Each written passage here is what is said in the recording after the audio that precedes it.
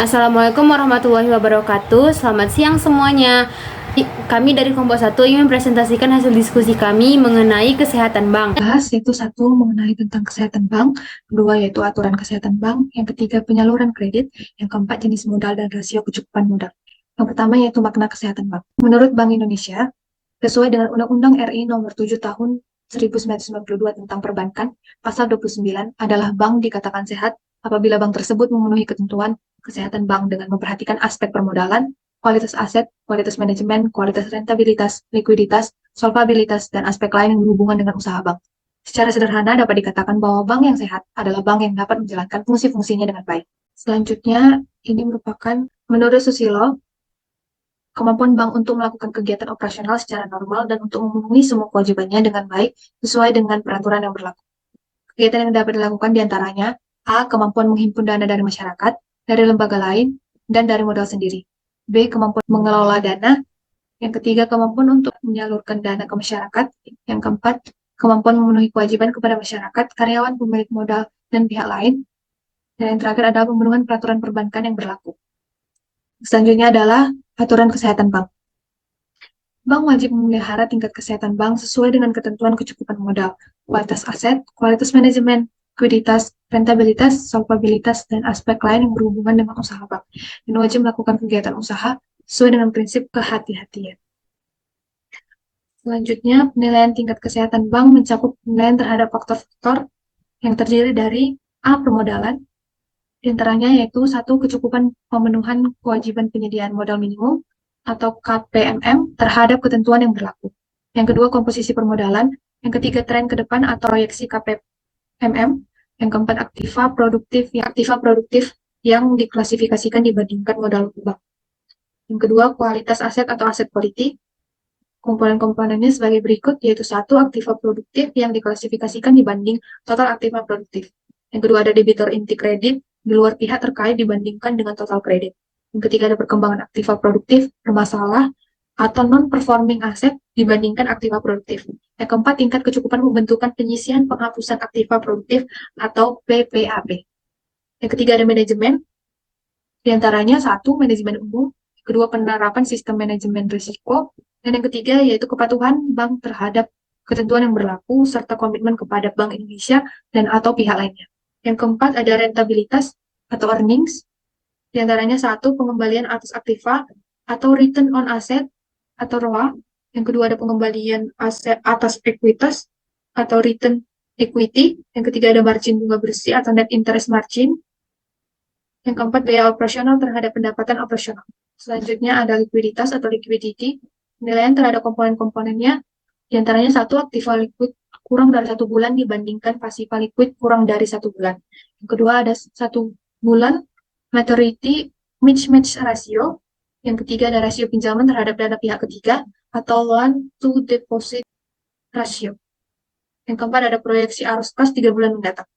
Yang keenam, sensitivitas terhadap risiko pasar atau sensitivity to market risk. Di antaranya satu, modal atau cadangan yang dibentuk untuk mengatasi fluktuasi suku bunga dibandingkan dengan potensi kerugian sebagai akibat suku bunga. Yang kedua, modal atau cadangan yang dibentuk untuk mengatasi fluktuasi nilai tukar dibandingkan dengan potensi kerugian sebagai akibat fluktuasi nilai tukar. Dan yang ketiga adalah kecukupan penerapan sistem manajemen risiko pasar. Tahapan yang dilakukan dalam proses penilaian tingkat kesehatan bank menggunakan kertas kerja yang sudah ditentukan. 1. Menerapkan formula dan indikator pendukung dalam rangka penilaian setiap komponen yang tertuang dalam matriks perhitungan atau analisis komponen setiap faktor. 2. Berdasarkan formula dan indikator tersebut, dilakukan proses analisis untuk menerapkan peningkat setiap komponen dengan berpedoman kepada matriks kriteria penerapan peningkat komponen. Dalam proses ini juga dilakukan analisis terhadap berbagai indikator pendukung dan pembanding yang relevan. Selanjutnya dilakukan proses analisis untuk menetapkan peringkat setiap faktor penilaian dengan berpedoman kepada matriks kriteria penetapan peringkat faktor. 4. Berdasarkan perhasil Berdasarkan hasil penetapan peringkat setiap faktor penilaian, dilakukan proses analisis untuk menetapkan peringkat komposisi dengan berpedoman kepada matriks kriteria penetapan peringkat komponen. Penyaluran kredit. Menyalurkan dana dalam bentuk kredit berarti melemparkan kembali dana yang telah dihimpun bank melalui simpanan masyarakat kepada masyarakat dalam bentuk kredit atas pinjaman. Kredit adalah penyediaan uang atau tagihan yang dapat dipersamakan dengan itu berdasarkan persetujuan atau kesepakatan pinjam-meminjam antara bank dan pihak lain yang mewajibkan pihak peminjam untuk melunasi hutang setelah jangka waktu tertentu dengan memberikan bunga. Penggolongan kredit menurut kualitas terdiri dari 1. Kredit dengan kualitas lancar, 2. Dalam perhatian khusus, 3. Kurang lancar, 4. Diragukan, dan 5. Macet. Penggolongan ini dilakukan untuk kepentingan penerapan prinsip kehati-hatian bank. Calon debitur menulis nama, alamat agunan, dan jumlah kredit yang diinginkan pada formulir aplikasi permohonan kredit. B. Calon debitur mengajukan jenis kredit yang diinginkan. C. Analisis kredit dengan cara mengikuti asas 5C, 7P, 5R, dan permohonan kredit tersebut. D. Karyawan analisis kredit menetapkan besar plafon kredit legal lending limit atau L3 atau MBPK-nya. E. Jika MBPK disetujui, nasabah akad kredit atau perjanjian kredit ditandatangani oleh kedua belah pihak. Sumber modal. 1. Modal internal. Sumber modal internal adalah modal yang diperoleh dari internal suatu perusahaan, biasanya diperoleh dari hasil penjualan.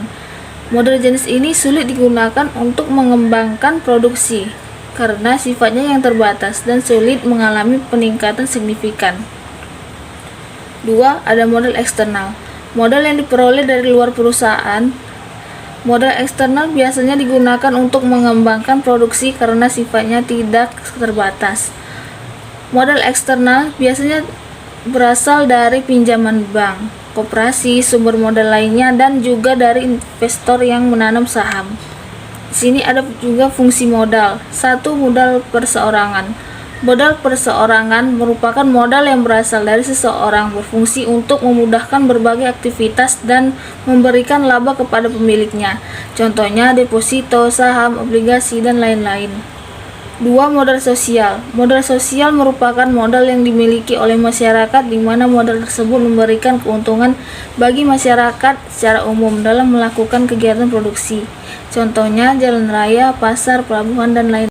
Selanjutnya adalah wujud modal. Wujud modal dibagikan menjadi dua. Yang pertama adalah modal konkret dan modal abstrak.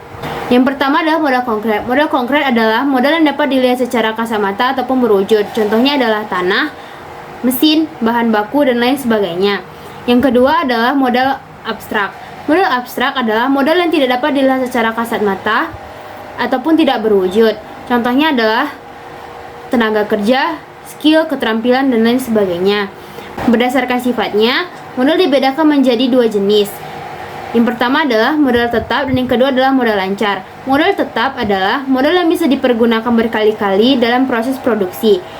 Dan modal lancar adalah modal yang habis sekali pakai dalam proses produksi.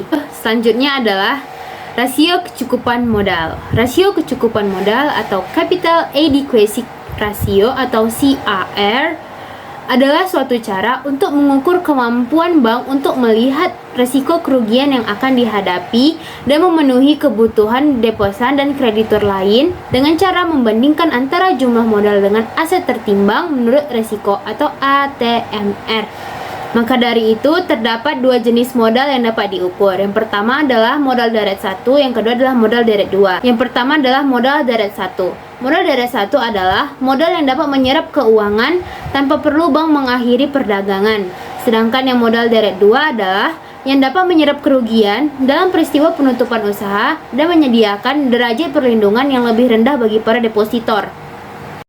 Sekian presentase dari kami. Apabila ada kekurangan kata dan salah dalam pengucapan kalimat, kami mohon maaf sebesar-besarnya. Sekian dari kami, terima kasih banyak.